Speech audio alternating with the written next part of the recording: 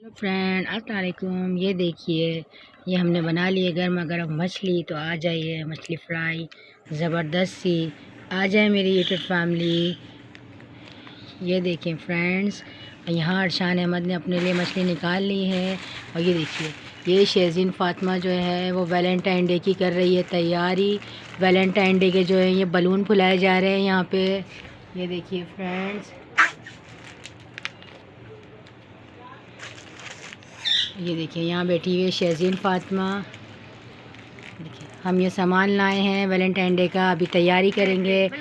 Red red balloon लाए और बहुत सारी चीज़ें लाए हैं। फिर हम जैसा भी बस थोड़ा थोड़ा बहुत लाए सजाने के लिए, फिर आपको सजाएंगे और उसके बाद हम आपको दिखाएंगे कि कैसा है। तो उस खुशी में हमने बना लिया बच्चों के लिए मछली फ्राई और बनाया यमी यमी सा कौरमा।